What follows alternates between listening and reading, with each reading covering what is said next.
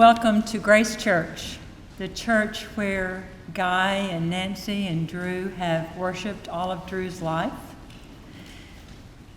Guy always sat over here at stage right, or if you're turned around to your left, and I never did ask him, Guy, is it because it's the best place to shoot a picture, or were you trying to escape faster? But I will tell you that for those of you who may be standing, please come on down. There's some room here with the family over here to your right. And I'll also tell you that there are restrooms that are accessible throughout the service. If you go through these double doors and to your left immediately, there are both men's and women's restrooms. So as some of you came in to the parking lot, you may have seen a very large gathering, the largest we've had that I can remember, of trash. And when I was really anxious about this and not knowing what to do last night because it was still here because the city, with all the storms, has had to postpone their cleanup, people began to reassure me. They said, "Don't worry about it with Guy, because what he would have done would have gotten his camera out and shot that trash." And I said, "But there's a toilet in it." And they said, "So much the better."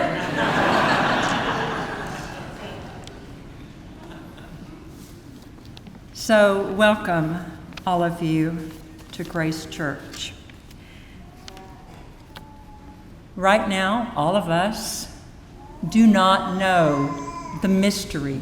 We don't know what is to come, but we do know that it will be revealed to us, and we also know that all of us, every single one of us, are made in the image of God. And so it is knowing that, and knowing that we're all children of God, that I invite you to stand, if you're able, and join me in the call to celebrate.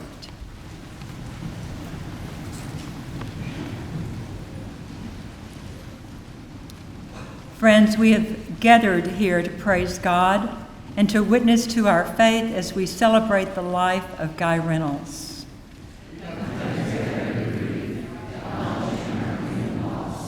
We celebrate Guy's compassion, his sensitivity, his love of people and of life. We give thanks for Guy's life in the midst of our lives, for his love of family and friends, for his love of music, and for his wide, wide reach. For the gift of laughter, fun, and creative play, we remember with joyful hearts, O God. May God grant us grace, that in pain we may find comfort, in joyful and in death resurrection. Please be seated.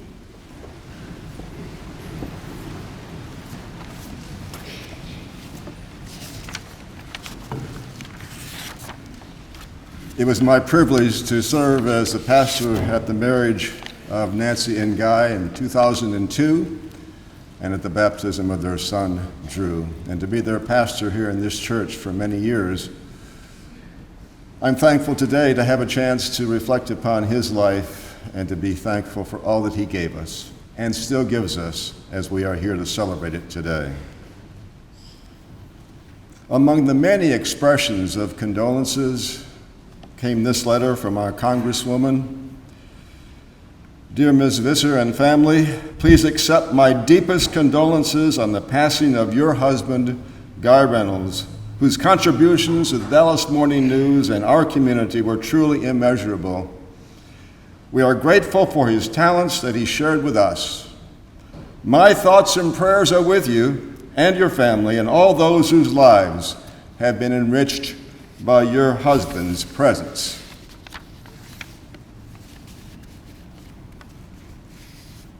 And so I begin today by saying again how thankful I am that I knew Guy. As a church member, as a photographer, as a friend, as an artist, and I celebrate that life today. He helped so many people with his photography because he, for me, and I went to every show that I knew of that he put on, could turn the ordinary into something artistic and funny and crazy and zany, and you would always leave saying, I've never seen those things that way before. He truly had an artist's eye. And yes, Judith, he would have commented upon the trash today and said, that's perfect for me coming in to the parking lot of our church. Such respect for his ability. I try to take the simplest of pictures and fumble at it, and he was an artist.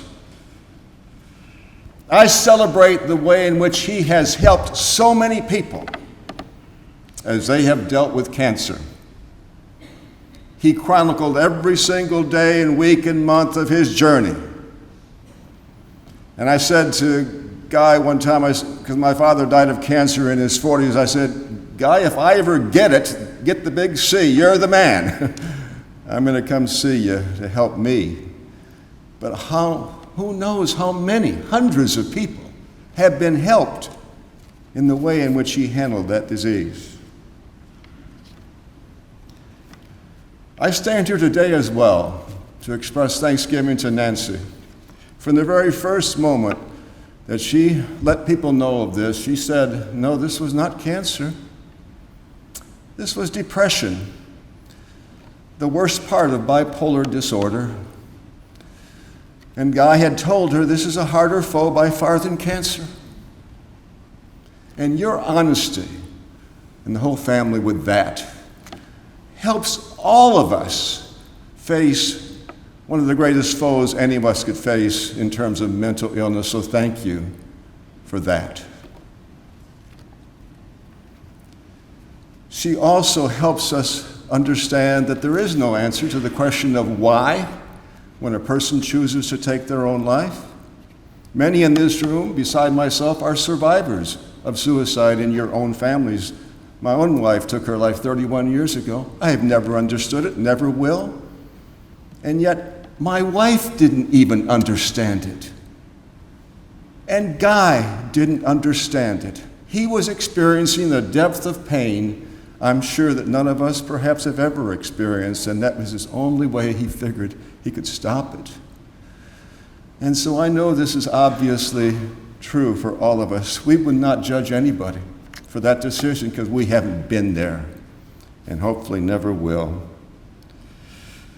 And so we thank God for his life. And that's what we're here to do today, to celebrate it.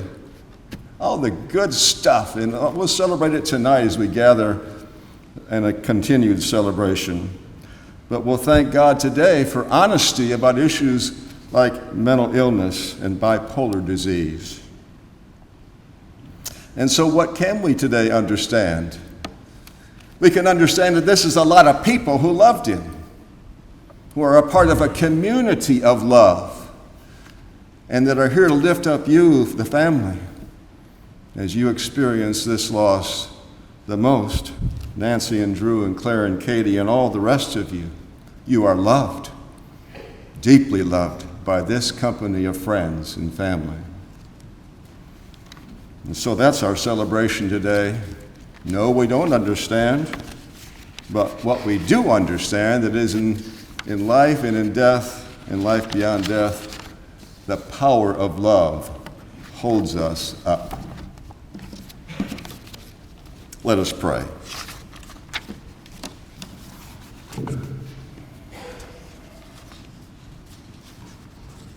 God, I give you thanks for the life of Guy Reynolds, for the way in which he touched our lives as husband, as father, as friend, as associate, as photographer. Thank you, God, that we're here today to say thanks to him for life. And thank you, God, that you can get through to us today in the understanding that the incredible complexity of any life, including our own, is enough to give mystery to all that happens that we can't explain. And so we don't try to explain. Instead, today we try to accept that love is greater than death. Thank you for that truth, and may that truth abide in us this day and always.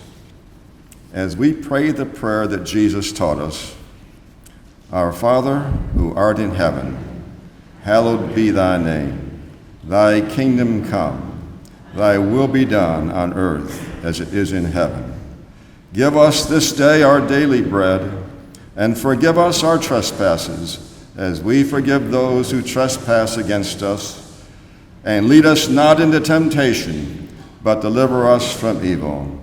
For thine is the kingdom, and the power, and the glory forever. Amen. Will you please stand as we sing our hymn, number 261.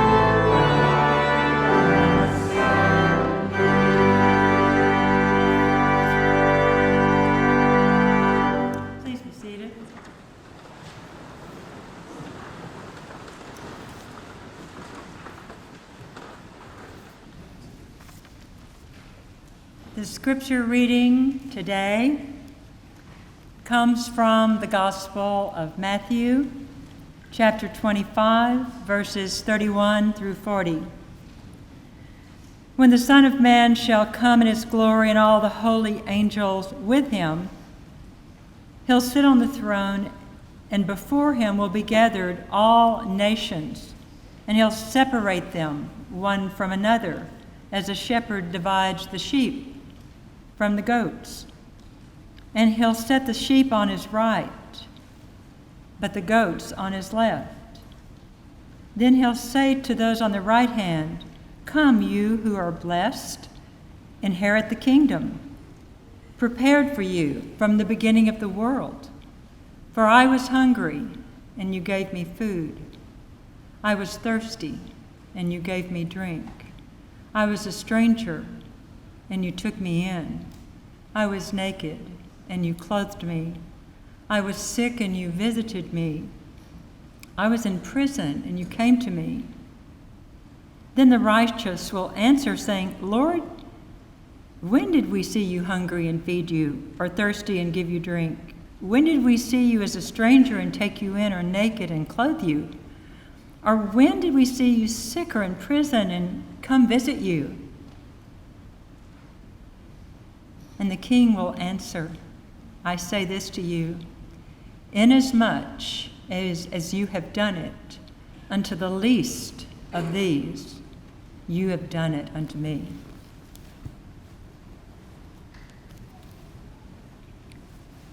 Who was Guy Reynolds?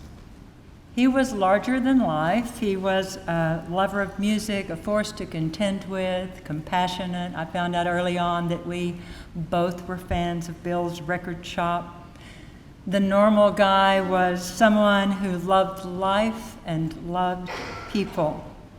And you didn't know him long before you knew how much he loved his family, every single one of them.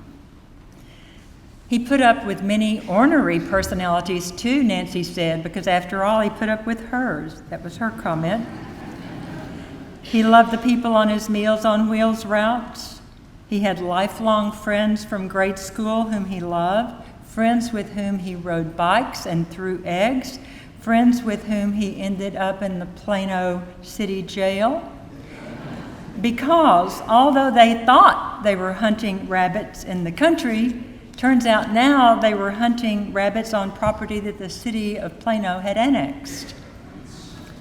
On a Dallas Morning News route, as most of you know, when he was a kid, he discovered photography, bought a camera at Kmart, and was mesmerized by the stories the camera told.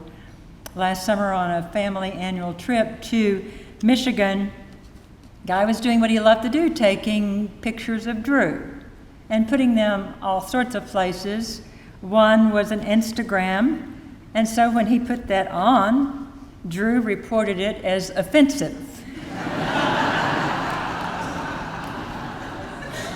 And it got deleted.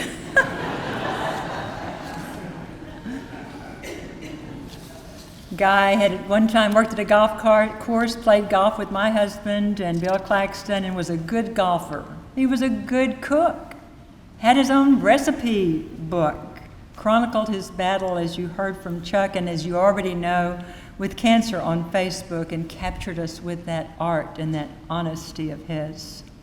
He chronicled his and his siblings' journey to take their mother's remains where she had requested. Every time I saw a picture or read a note or read a note to this day that talks about Guy doing a certain thing, I think, oh, that's a side of Guy I wish I knew, or that's a side, or that's a side, or that's another side. Guy was a man of faith. I read the passage from this large, old Bible because every single word that you heard me read is written in red letters. Most of the other parts of this Bible are written in black letters. But when Jesus is speaking, whether it's the Gospel of Mark, Luke, John, or Matthew, the letters in this Bible are in red. Guy didn't so much subscribe to God's knowing every single hair on all of our heads. What he did subscribe to were those things written in red. He always thought he really would just like to worship at the Church of the Red. The church that paid attention to and heeded and lived into all those words written in red. Frankly, this passage has confounded people forever, for centuries, because people say, wait a minute. Who's the goat? Who's the sheep? And it says above it, in some Bibles, it says judgment of the nations. Oh, well, how do you know who's on the right and who's on the left? So people are confounded. I don't think Guy Reynolds was confounded by this. I think he was inspired by this passage. 10 years ago, Nancy, having picked up a copy of the Street Sign magazine, which she liked to buy whenever homeless people were selling them, and she actually read, found that in that was a line that said, I was hungry, Matthew 25. And so she cut it out, put it on the refrigerator. Next morning, Guy saw it. He said, in a previous city, I worked on Meals on Wheels. I'm going down and sign up. That was 10 years ago, and he did sign up for Dallas. When he was diagnosed with stage 4 esophageal cancer, he was running 2 routes, 4 days a week. And the Sunday after his diagnosis, he did something very uncommon. He said, Judith, may I, at the start of church, come up to this pulpit and make a request? And he told me what that request was. I said, of course. And he requested that people in this congregation assume his routes so that nobody would go without. And he knew in his heart it was going to be a win-win. Now, some of those routes were in South Dallas. And he thought that might, get people's attention a little bit, but he wanted to assure them it was worth every penny, even though he had already been robbed and his wallet was stolen. He continued, and sure enough, Safe Food Test Faye stepped up and took a route. Riley and Janie Miller stepped up and took a route. Sam Hodges stepped up, but when they said, Sam, we need you more in this part of town, it wasn't South Dallas where they sent him, but when he went to his training and told them he was inspired to be there by Guy, they said, oh, Guy is our superstar volunteer. And so those routes continue to this day. In fact, one of Guy's favorite recipients was one of the first people here this morning. She's been able to go back to work, but Betty Frank was on that route, and that same route that Janie and Riley now have. And they had a great connection together, Guy and Betty. Betty, thank you so much for being here. After his cancer surgery, Guy himself resumed a Thursday route. In fact, he delivered that route, his last route, the Thursday before he died. Lord, when did I see you hungry? Sunday, June 2nd was my last official Sunday here in the pulpit at Grace. Guy took 144 photos, and he added 93 that were captured by Gary Duke, another Grace member. And in Gary's album, there are half dozen shots of Guy the photographer doing what he loved, taking pictures of all of us. 3 years ago, Guy sent a photographer down here because we had a girl from Burundi who was a great dancer. She was a middle school girl, and she'd gotten a scholarship to go to New York for 3 weeks to the black dance training. And he sent the photographer down, and it was a beautiful picture, not only of her, but of the one who had mentored her, Dolina Westergaard.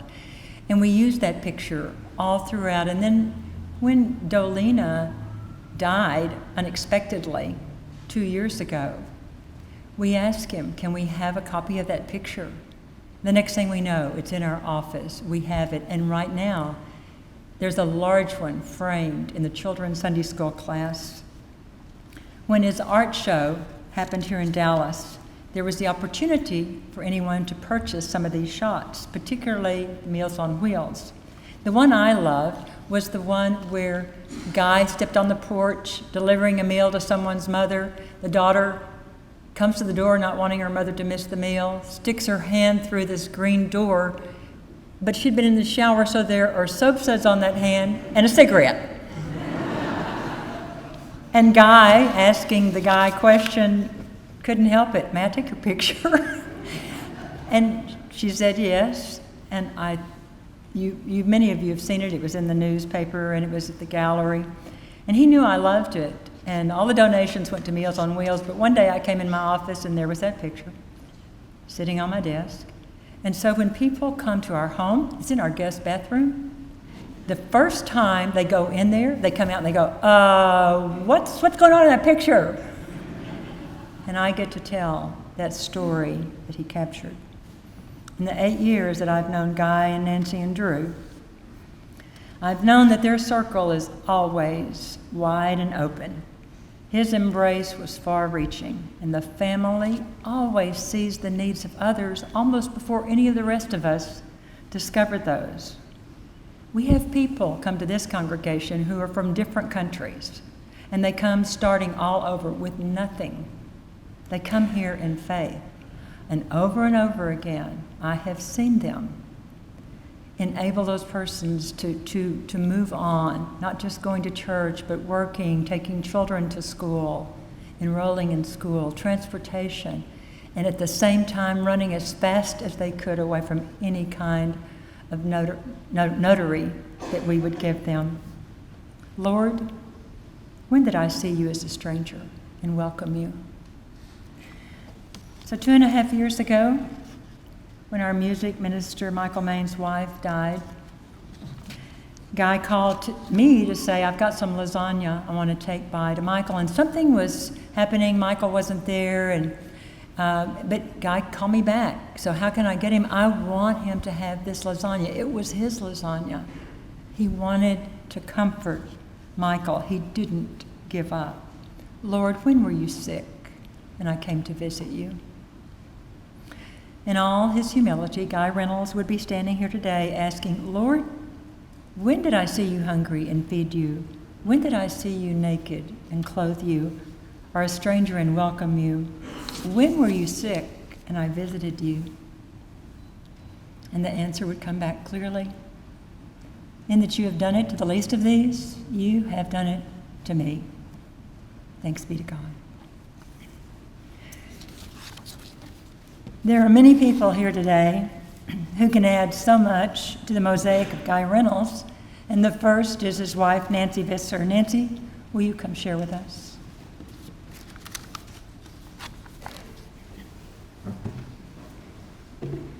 I'm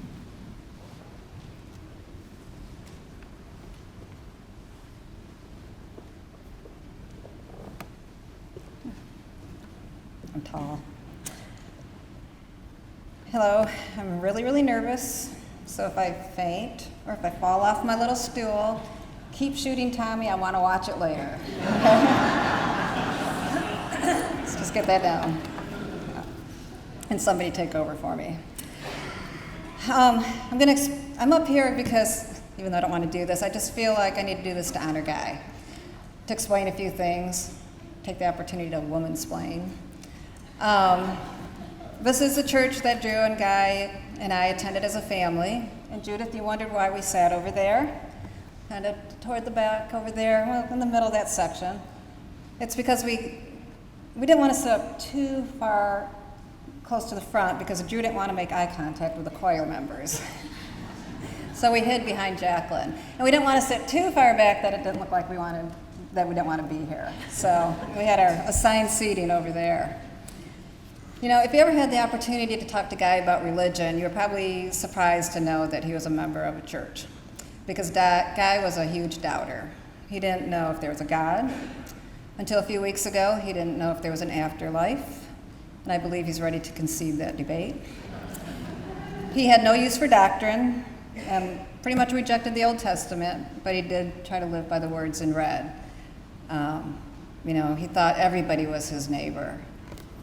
It was important for him to be a member of a church family, and he picked this church because it's diverse, inclusive, provides services for people in our community, the people who are his neighbors. And he likes the people who come here. We're a quirky bunch, I think.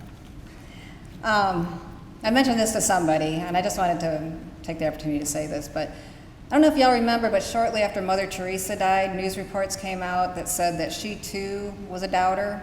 She went through long periods of doubt and deep, deep depression. But by the way she lived, you could tell she had faith. And that's how I thought of Guy. Despite his doubts, he had faith. He knew what was right. And I wanted to mention that because I bet none of you thought you'd come here today and hear Guy be compared to Mother Teresa. And I think the comparison probably ends right there. But Judith talked about when he got his cancer diagnosis 2.5 years ago and came up here and talked to the congregation. And during that, Guy shed a few tears when he mentioned the cancer. And I think that is the only time I saw him cry about it. It was the first time I think he had to express it to people other than his family. Because Guy was sad to be leaving family and friends, but he was not sad about the life he lived. He was sad that other people were stricken earlier or didn't have the blessings he had. Guy would talk about his 60 years on life, in life, and he knew he was born into privilege, a white male in a middle-class family growing up in Richardson at a time when you could work your way through school without incurring crippling debt. He had lifelong friends from there. He had fun siblings. He had a huge extended family. He had 2 great wives. He had 3 wonderful children, a son-in-law that should wear a cape. He's such a hero to us. A grandchild, nieces and nephews that he loved. So many people. And he had all his neighbors. So he stood up here, and then at that time the prognosis was, we didn't expect him to live longer than 6 months if treatment didn't work. And then he beat cancer. There have been so many advances in curing cancer and beating it back. But as you know, it was another disease that took him. And it's a disease that I hope we can focus on cures, not just preventing this end result, but really coming up with cures. There were times when Guy his head was just exploding with the manic end of his bipolar disease, and there were times he was just encased in depression. But in the middle of it all, there was Guy. There was a good guy, he was a good companion, good father, good friend, good photographer. One of the things, I can't omit this, but he felt so blessed to be able to work for almost 4 decades in journalism, to shoot photos and do something he loved. He loved every job, every photographer he worked with, every editor. He was kind of grumpy sometimes, but that didn't mean he didn't love you, and he did. And it consumed his life. Every Sunday we would come to church. There was a little note in the bulletin that would say, please turn off your cell phones and put them away unless there's an emergency. And almost every Sunday Guy was here, his cell phone would come out, his camera app would open, and he would start to shoot photos.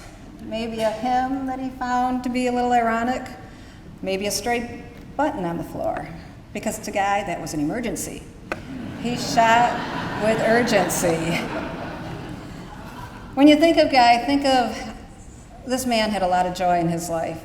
This is a man who took photos, who delighted in taking photos of bird poop splatters. This man had more joy in just one day, I believe, than some people have in their entire lives. And I hope you all remember that Guy.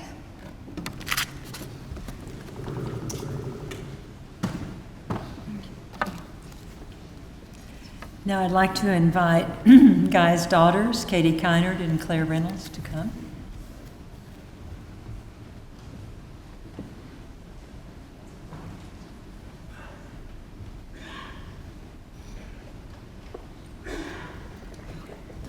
She did have a school. Whoa. Yes. Well, okay, that's a lot of faces out there. I'm Katie. I'm Guy's oldest, and this is my sister Claire. The ups and downs of Dad's life has supplied us with a lot of very interesting stories. Dad was intense, big-hearted, focused, silly, fun-loving, and truthfully, in his depressive states, out of touch and hopeless. We will remember our dad as someone who found joy in the everyday, lived for his passions, and seized the moment. For example, of a time that he seized the moment, when I was a baby with him, Dad stumbled upon a fire somewhere in Baton Rouge, and he decided that this was breaking news and that he had to photograph it. So later on, my mom found out that in order to shoot it, rather than leave me in the car, he just handed me to a complete stranger and off he ran to take the picture. He wasn't going to let a baby get in the way of capturing the breaking news. So kind of much like both of us, when Dad got excited, he got very, very excited. I was just remembering a road trip when I was in college in Austin. He came to visit me, and we drove back to Dallas together. The trip should have taken 3.5 hours. It took at least 6 hours. He was blasting country music, pulling over literally every 20 minutes to take a beautiful picture of roadkill or a religious billboard or abandoned hubcap. All cattle, sometimes he would moo at them to get the picture. He was buying scratch-off lottery tickets left and right, and just making constant pit stops. But that was a common road trip with Dad. Another one, he took one of Drew's stuffed Elmos, and we stopped at least 10 different times to put this Elmo in very compromising positions on the way to Austin. Took pictures of this Elmo. And then growing up with my mom, when we were younger on the longer road trips to North Carolina, he would always say that he didn't need anything but a mattress and like a pot to piss in. So he was, a simple guy. And speaking of road trips, one that I remember with my dad was when I must have been about 9 or 10 years old on a drive from from Indiana to Texas to see our relatives. So if possible, Dad would forego the pot to piss in and just drive all night without stopping. So late at night, while I was riding shotgun, he turned to me and he said, "Okay, Katie, tell me if you can feel this. Can you hear this?" And he purposely drove off to the side of the road on the shoulder on the gradient. And I said, "Yeah." He said, "Okay, so later on, if you hear this, feel this again, I need you to hit me and say, 'Dad, wake up.'" So, because it means I fell asleep. And so the rest of that trip, I was wide awake with white knuckle terror. Another thing I think just to touch on is that he loved to tease people, his family, his friends, but he equally loved being teased. As my friends really know, I've been a food lover since I was a baby. My mom and dad always joked that my first word was eat. And he called me as a nickname just simply Claire the Messy Eater until I was like 12, I think. So as a kid, my mom would say that he would say, when I was eating in my high chair, he'd say, "Claire, look!" And I would look over, he'd steal my food, so I'd turn back and start bawling, crying. He loved that game. And when I was older, I remember once he gave me wasabi and called it guacamole. Ouch, it was not funny. Yeah, ouch. It was at that sushi place in Dallas.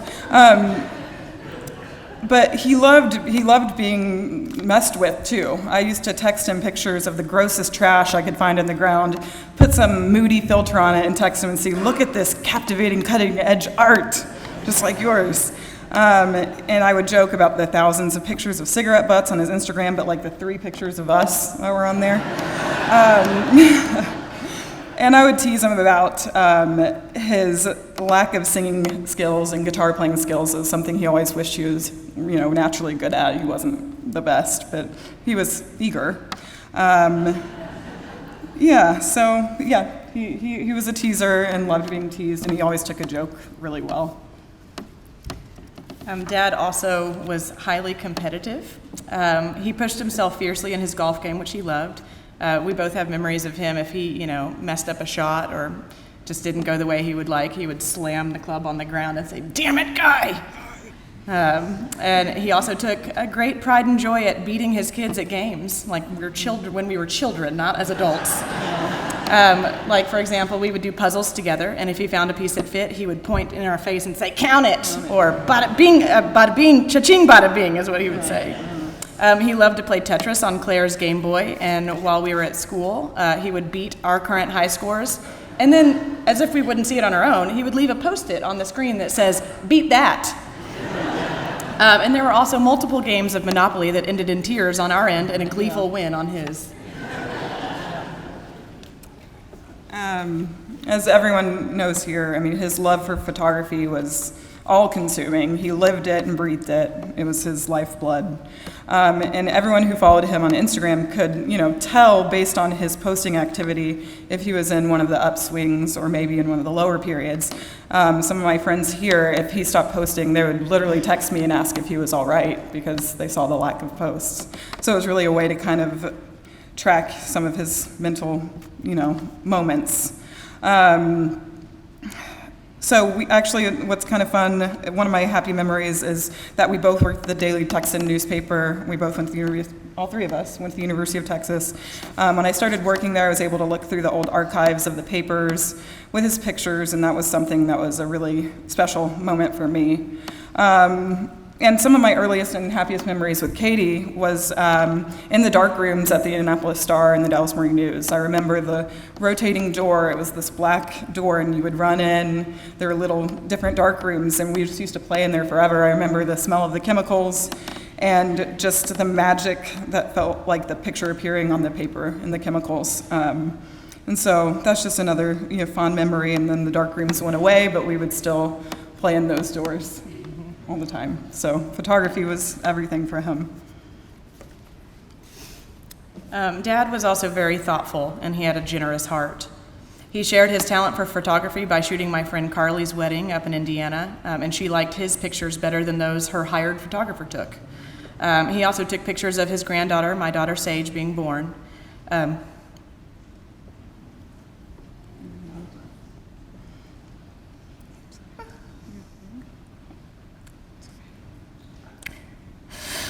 He was there with me in the room when she was born, and he held my hand and told me how proud he was of me. I wish that he would get to watch her grow up. Another part of Dad's generous heart was his volunteering for Meals on Wheels for years, which he continued to do even after he was mugged. He really got to know his clients and their stories. He named his photography website Guidaho after a nickname my brother Drew came up with for him.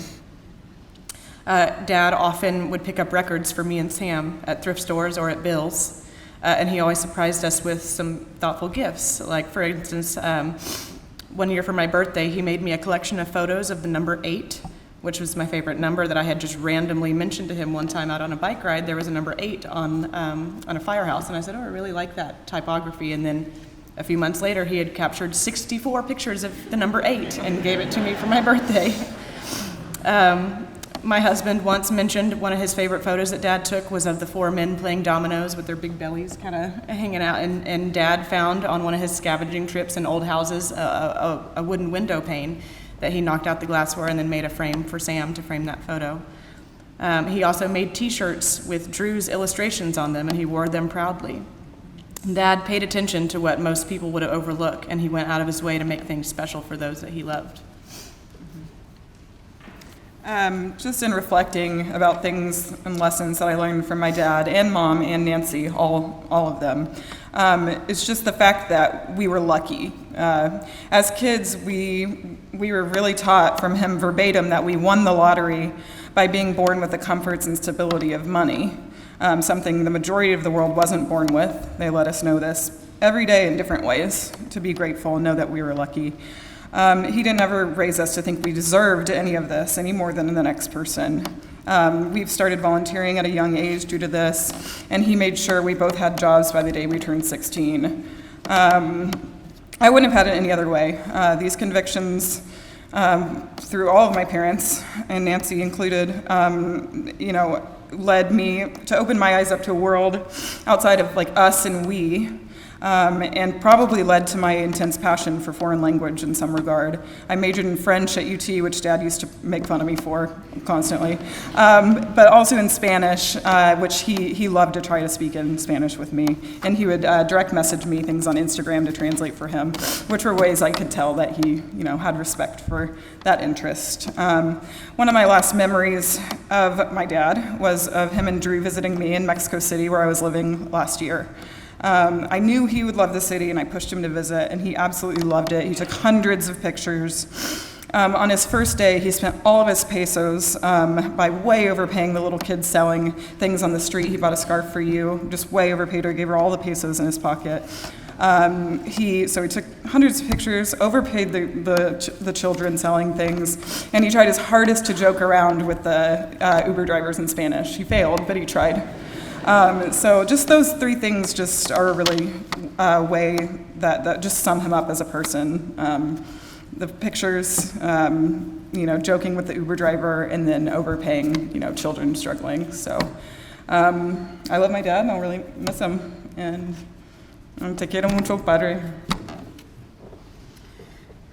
So Dad taught me to see things differently.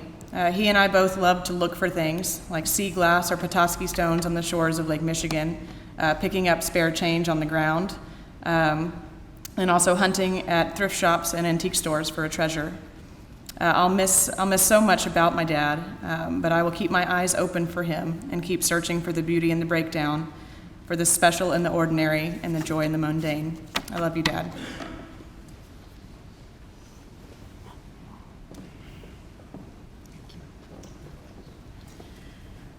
Erwin Thompson is the Assistant Director at the Dallas Morning News. Erwin, would you share with us?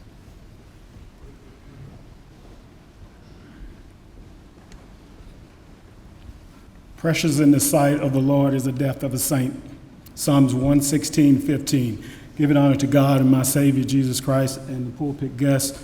Welcome, everybody. It's a joy. I've known Guy for some 26 years. So before I get started, I would like to have Marcia Alert stand, please. She's the Director of Photography at the Dallas Morning News. Mike Wilson, could you stand, sir? He's the editor. And now I want all the photographers present, Farmer, to stand. Photo editors, please stand.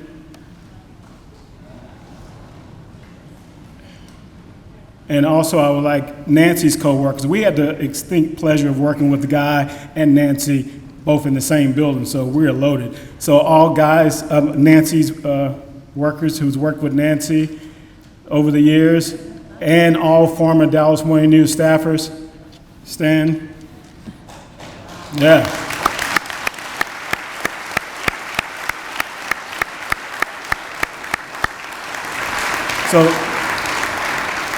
So Nancy, as individuals and as a group, we're behind you. We love you, Drew, Katie, Claire. So we're here for you, and we're praying with you, and anything you want. I'm a handyman, semi-handyman. That means I can Google and read and follow instructions. So semi. So Nancy brought it out. She said he was grumpy, so now it's on the table. Let's bring it. But as I talked about in the newsroom a week ago about Guy's bark is worse than his bite. I mean, it was classic. I mean, the bark would shake you up. I mean, you have a lot of photo editors and interns coming into the office, and Guy would shake them. And he knew he was shaking them. He loved it.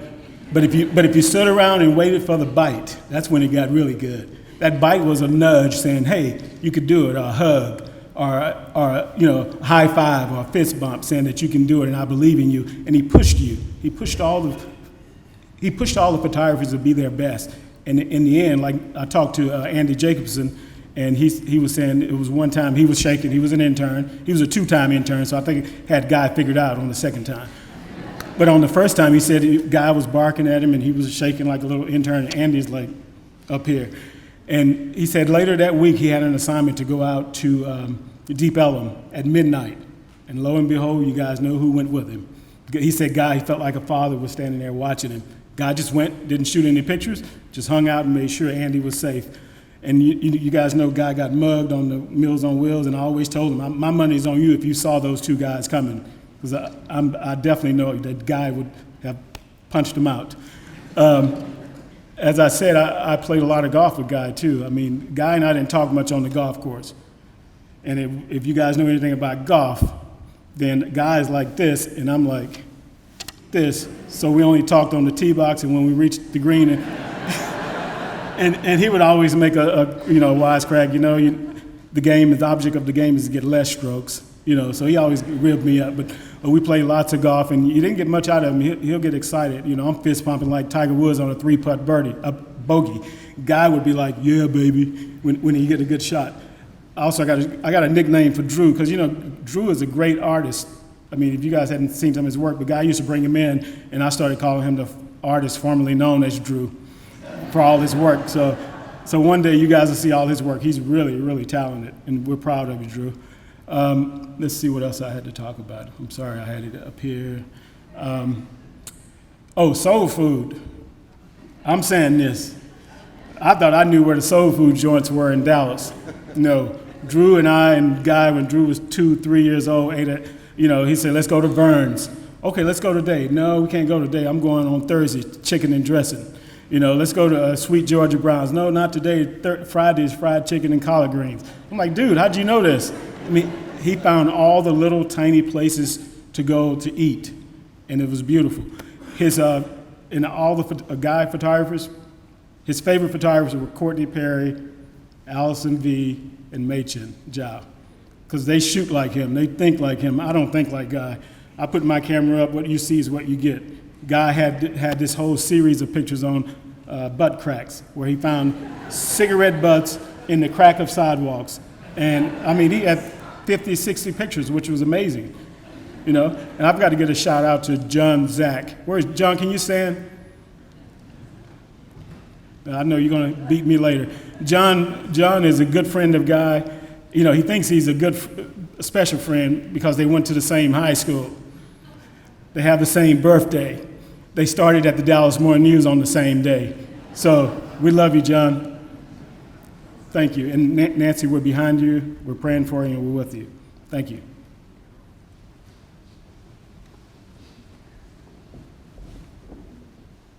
And the editor of the Dallas Morning News is Mike Wilson. Mike?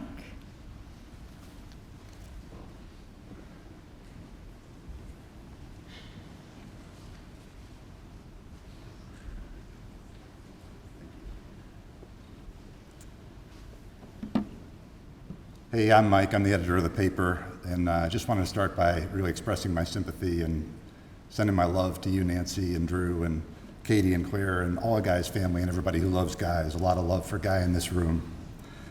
Guy worked for the Dallas Morning News from 1996 until a couple of weeks ago, and as the person officially representing the paper here, I just want to thank him for all of those years. As the story in the paper said, he had the eye of an artist, and we know that Drew has inherited that gift from him. The images Guy chose always illustrated the story, but also told their own beautiful, poignant story. And he had high standards and not a lot of patience for those who didn't. I remember not long after I became editor, he and I disagreed on which photo we should use on the front page the next day. So I made my case, and Guy said, "You're 100% wrong." It was just the greatest moment. Because I'm not only the boss, I'm the new boss. Like, he doesn't know what he's dealing with here. But that wasn't going to keep him from saying exactly what he thought. And I told him that even on my bad days, I'm usually 10% right, just statistically, just by accident. And we really connected in that moment. He had strong ideas, but I'll tell you, he was far from arrogant, and you've heard that theme come up over and over again today, the humility of the guy. He said, if you look at the empathy in the Meals on Wheels photos, you can see it there. You can tell from these images, the guy knew what it was like to be at the bottom. Maybe he hadn't been poor, but he knew what it was like to have his heart broken and to have pain in his heart and pain in his life. And he was able to, in the people that he visited, he saw vulnerability in them and in himself, and I think in us, and that's what makes those photos so relatable. I loved him. I loved Guy Reynolds. When he was on leave after his surgery, I met him for coffee near here, near his house. And he talked very candidly about his mother who had just died. He talked about his neighborhood, this neighborhood, which was getting trendy and hipster in ways he didn't entirely approve of. He said he figured the cancer would kill him eventually, but he'd rather put that off for a while if he could, was how he talked about it. It's just grossly unfair that he should have been fighting cancer and another deadly disease, depression, at the same time. Not enough has been said about his golf swing today. We played a round of golf together a couple of years back. Alfredo Carvajal and Dave Renbarger came along. And this was just a couple of months after Guy got the cancer diagnosis. I think you can tell a lot about a person from his golf game, and that was true of him. For me, his swing expressed a lot about who he was. And Guy had a nice, slow takeaway. I think Erwin has seen this many times. He had a nice, slow takeaway, and at the top of his swing, he lifted his left heel just a little bit, just to get a little extra leverage and power on the way down. He put in a little extra effort there. Then he moved smoothly and easily through the ball coming down, as if he understood its challenges and wanted to make a deal with it, rather than try to bend it to his will. You know, most of us weekend players habitually slice the ball or spin it wildly to the right. And Guy had the gift of drawing the ball, of kind of arcing it or coaxing it gently to the left, which is a much better way to control the ball flight. You know, for most people, the draw is just a matter of technique and practice. But in Guy's case, I always saw it as a sign of his character, of his deeper understanding of the physics of life. I miss him.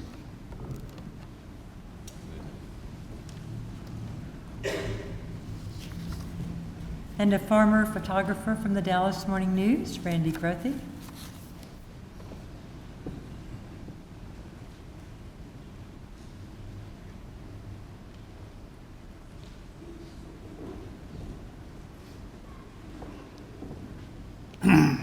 Well, now this is water, but if anybody has anything stronger. Well, it was around Christmas time, Christmas Eve to be exact. I was sitting in the Lazy Boy, knocking back a cool beverage, looking at the Christmas presents when I got a phone call. It was Guy. He says, "Eli, I need you to get over here. It's time for your job review." I said, "Guy," I said, "I'm in the middle of a 2-week vacation. Santa Claus is coming." I said, "Do we have to do this right now?" And he said, "Eli," he always called me Eli, you know, like I was up to something, and I usually was, you know. He said, "Yep, I need to get you right over here. We need to get this done." And so I kind of pondered my fate, and I was probably either getting fired or, you know, maybe Guy was just running a little late, you know. So I said, "Okay, Guy, I'll be right over." You know, walked past my wife on the way out. She said, "Where are you going?" I said, "I'm going to see Guy. He's going to do my job review." She said, "You're getting fired." Okay, so I went out to the car, turned it on, turned on the radio, and a familiar song came on. "So this is Christmas. What have you done?" Well, probably something pretty bad, Mr. Lennon, I thought. So drove on over there, and sure enough, Guy wasn't any more interested in the job review than me. You know, he was just running a little late. And it actually turned out to be one of the more pleasant job reviews I ever had. It lasted about 2.5 minutes. You know, it was like, "Where do you think you're going to be in 5 years, Eli? You really don't know, do you?" And I said, "No, I don't know, Guy, and I don't really like that question." He says, "Okay, forget about it. Let's move on. That's easy." So it was just kind of, you know, it really wasn't that bad an experience. It was kind of interesting Christmas Eve. But now when I think about it, it might not have been Christmas Eve. It might have been closer to New Year's. But you kind of get the drift. Guy kind of scared the mistletoe out of me that holiday.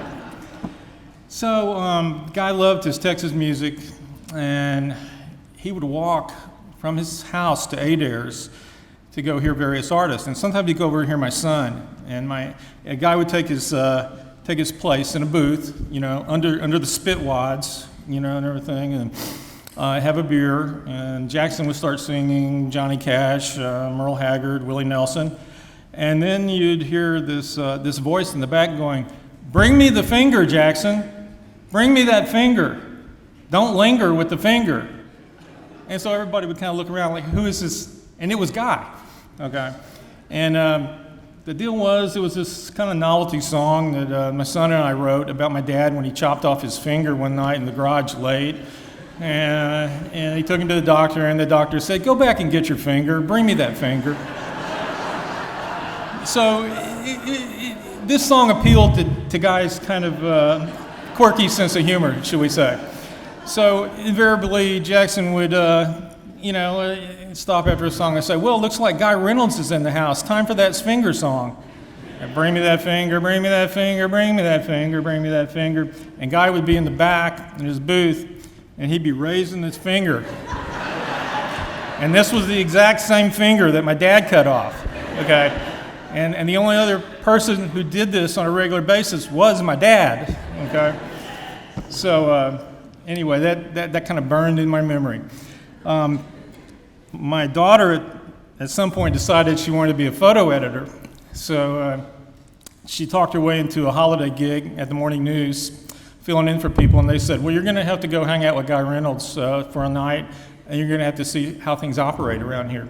So she hung out with Guy, she watched how he operated, how he got pictures in the paper, how he talked to editors, reporters, and photographers, and basically did what he could to do the best thing for photos, get the right one in the paper.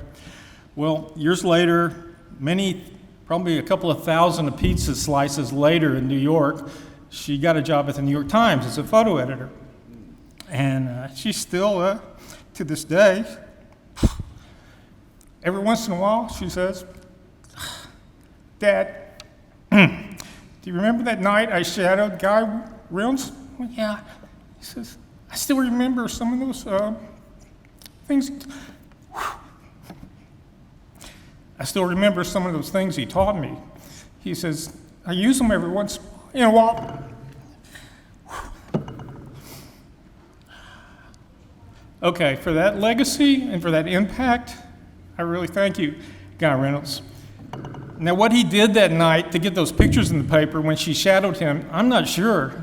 And I'm not sure if I really want to know. But whatever he did, she still uses those techniques every day. So Guy Reynolds left us with a lot of stuff. And, he left me every time I go into a bar now and there's some guy in the back, yelling, "Play Up Against the Wall, Redneck Mother," I think of Guy Reynolds. Okay. And whenever I ever see anybody fighting for a picture to try to get the right one in the paper, I think about Guy Reynolds. And then whenever I have a job review, which these days is just with my wife, and I'm pretty sure I'm on probation right now, I think of Guy Reynolds. Guy Reynolds, you waltzed across Texas, and we'll never forget you.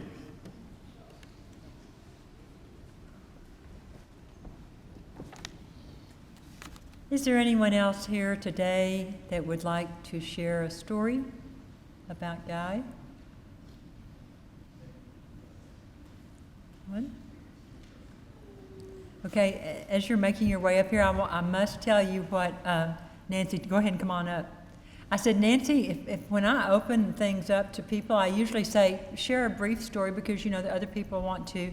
And she said, no, I want you to say, if you're tired of being here and you need to walk out for any reason, none of the family will be offended.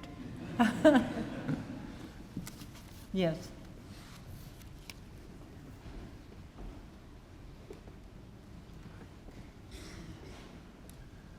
Did I beat Riddick up here?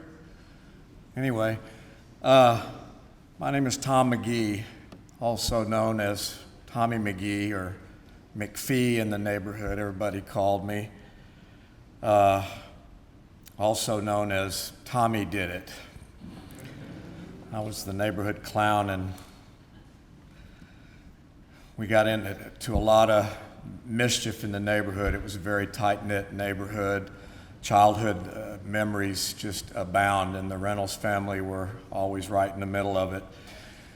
Moving ahead into high school, Guy was one of the first kids that was able to drive a car, and he had that Vista Cruiser.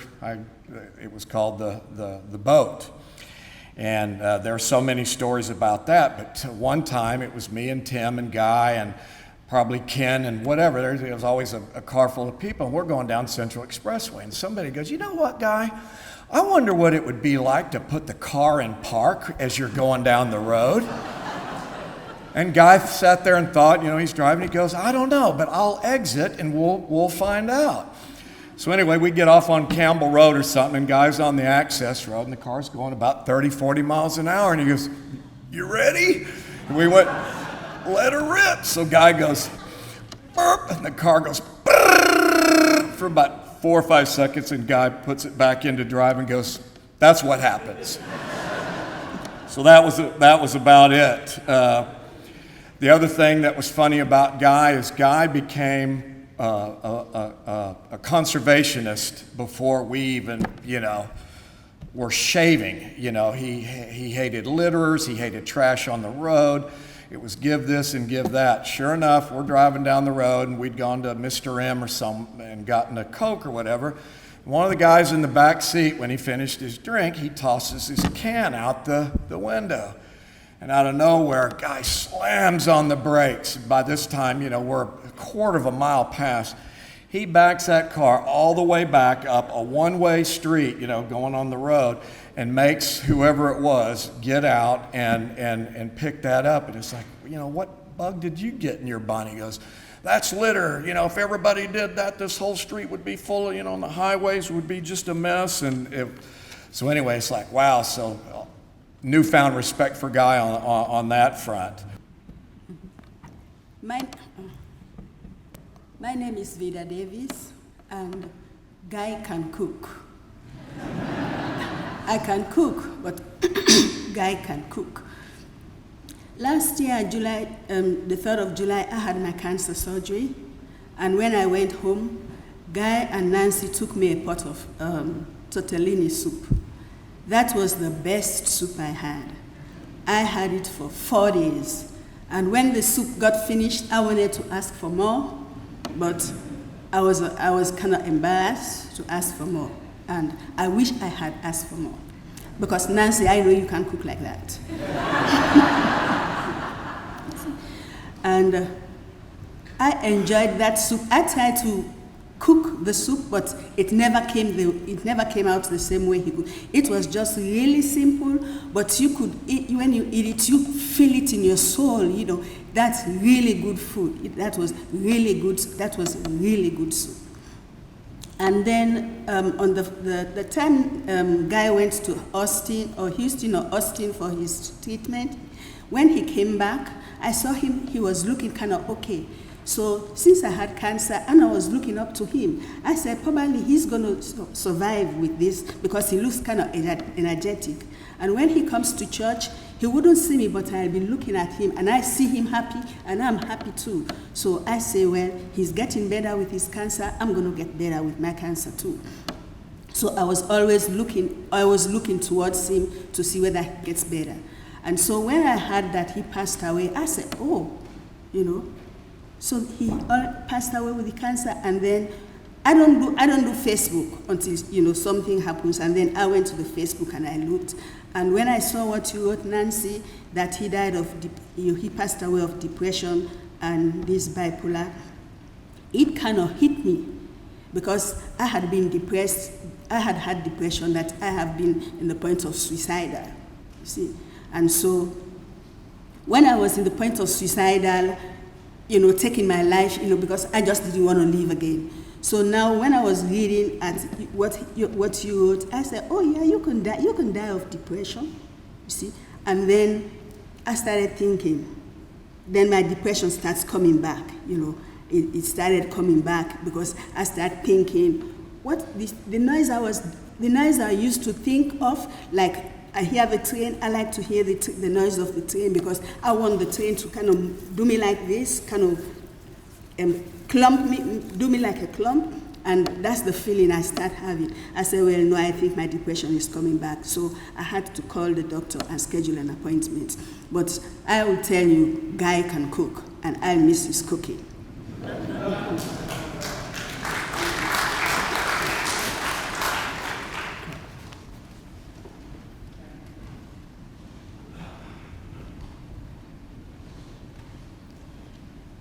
This is Betty Frank. Hi. I can't tell y'all when I met Guy. All I know is one day he showed up at the door. This little skinny white guy with a grin. I'm from Millville, you know the deal. He kept coming back, and then he said he couldn't come because he had cancer. I said, okay, I'll pray for you. And I think I surprised him when I said I'll pray for you. But he, I don't know, he was concerned about me because at the time I lived alone. And I remember when he got robbed, he came by. And I'm thinking, you just got robbed and you're out here delivering meals. Are you crazy? That was Guy. Okay? Then, when Beto O'Rourke was running against Ted Cruz, he brings this lady over to the house. And so, all of a sudden, I'm helping with a campaign I didn't know anything about.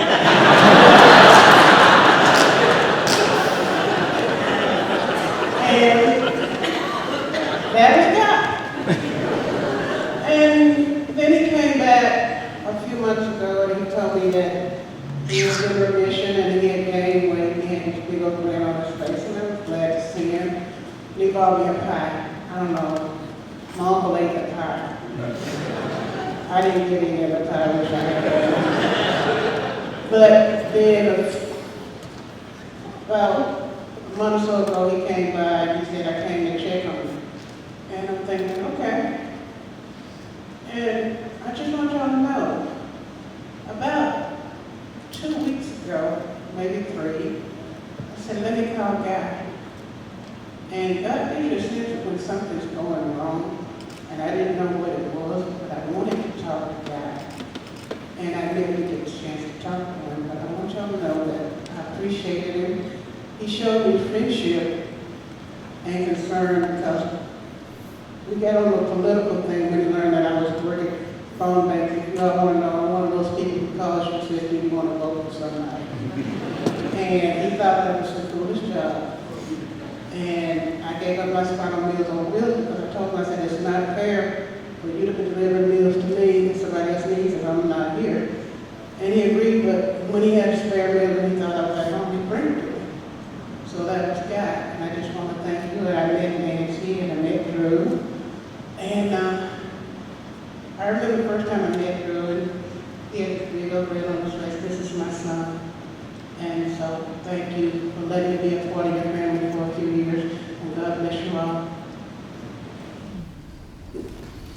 Thank you, Betty. Anyone else? So, okay, go ahead.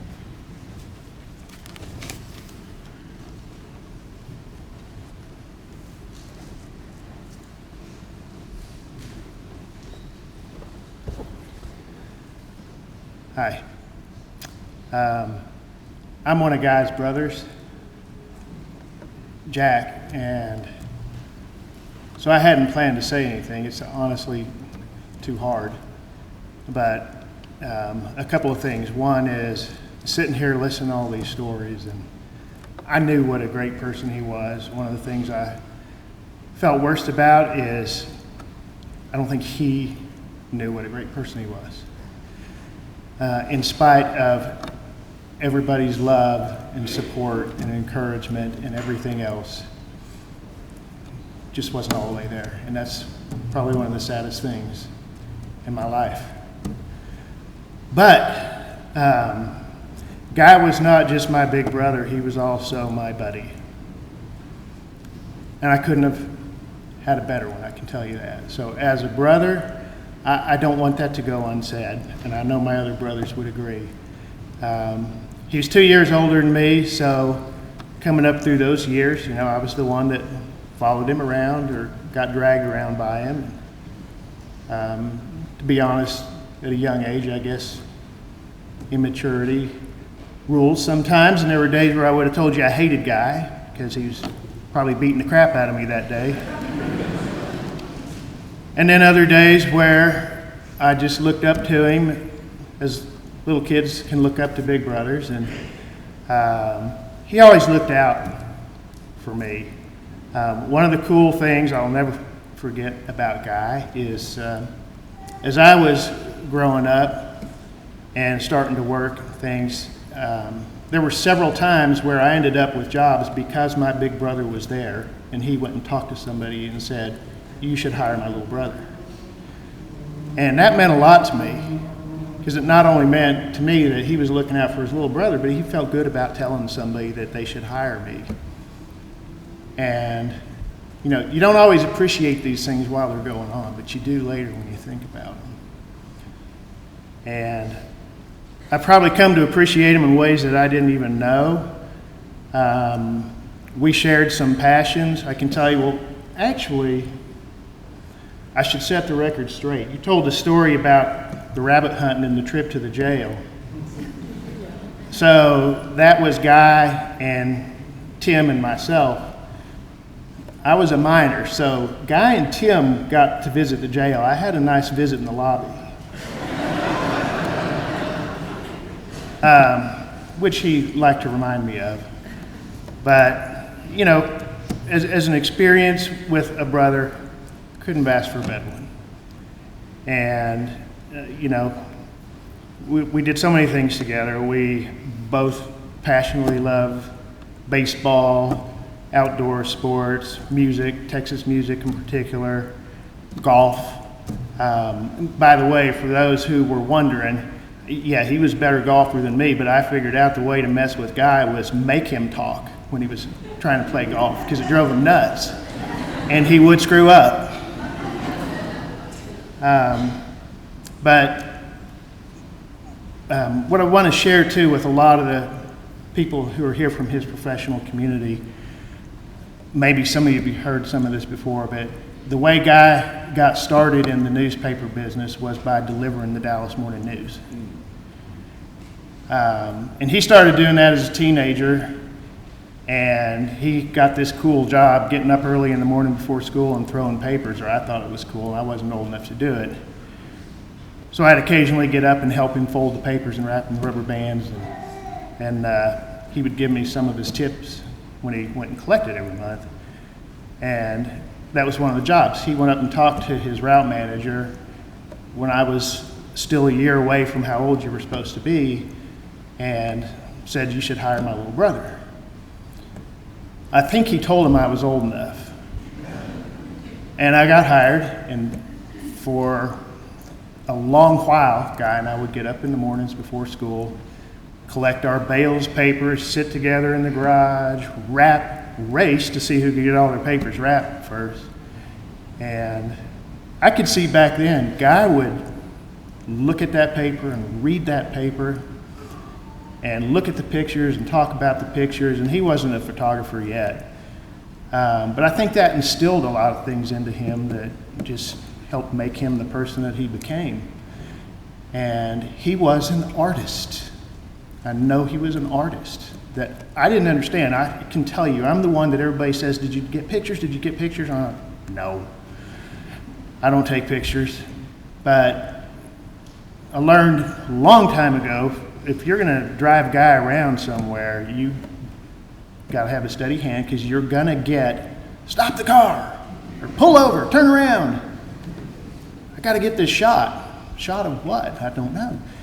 So Robert, here I see in front, even last year, mentioned one of our passions was Texas music, and Guy and I went on one of our road trips last year to go down to Green Hall, see Kelly Willis, and then over to the Watermelon Thump to see the Mavericks. And so we visited with Robert, stayed with him on that trip.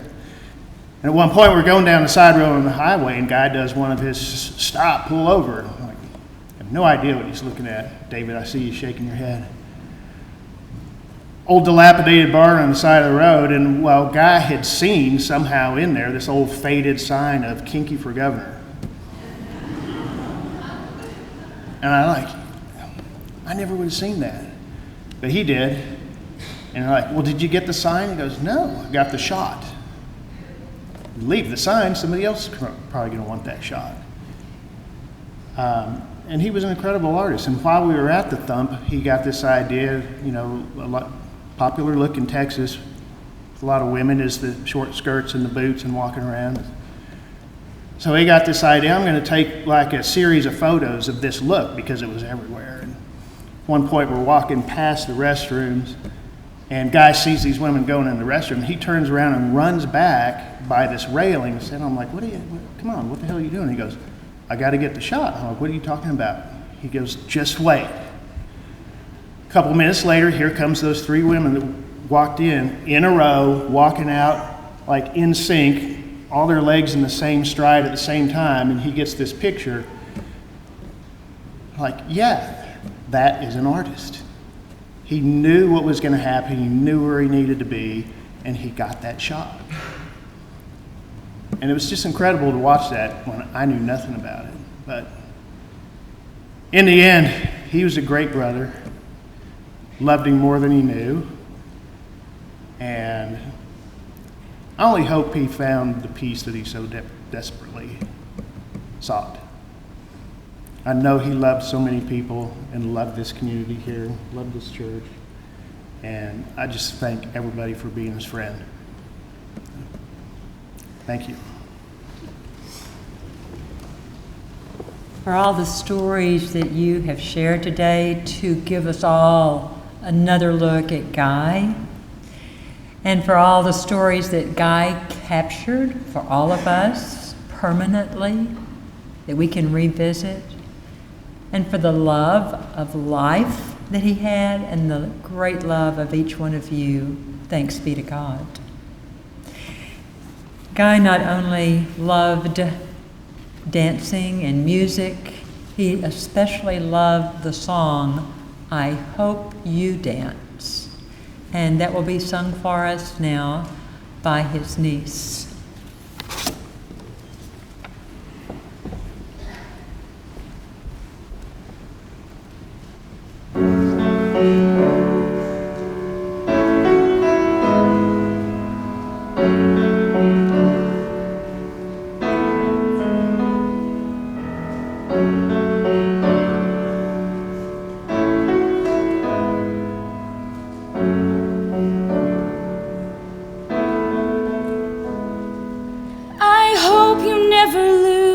Sense of wonder.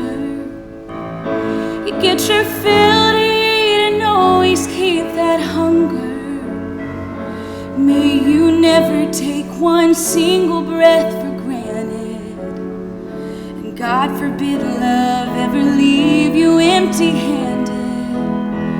I hope you still feel small when you stand beside the ocean. Whenever one door closes, I hope one more opens. Promise me that you'll give faith a fighting chance. And when you get the choice to sit it out or dance, I hope you dance. I hope you dance. I hope you never fear those mountains in the distance. Never settle for the path of least resistance. Loving might mean taking chances, but they're worth taking. Loving might be a mistake, but it's worth making. Don't let some helping heart leave you bitter. When you come close to selling out, reconsider and give the heavens above more than just a passing glance. And when you get the choice to sit it out or dance, I hope you dance. I hope hope you dance. I hope you dance. I hope you dance. I hope you still feel small when you stand beside the ocean. Whenever one door closes, I hope one more opens.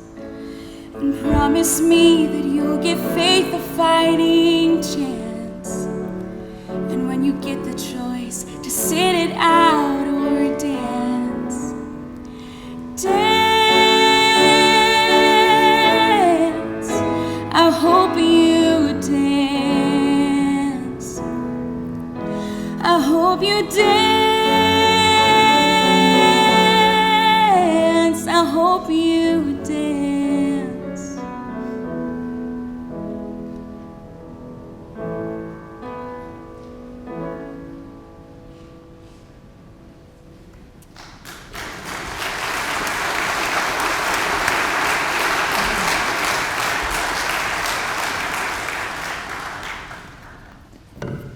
After the benediction, Chuck and I will be escorting the family out, and you're all invited to join us over at Whistler's Gallery for the reception at 5 p.m. It's on Cole Street.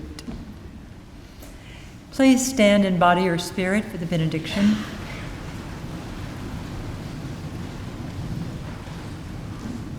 And receive this Irish blessing for each one of you. May the road rise to meet you. May the wind be always at your back. May the rain fall gently on your crops and the sun shine softly on your face. And until we meet again, may God hold each one of you in God's hand. Go with God. Amen.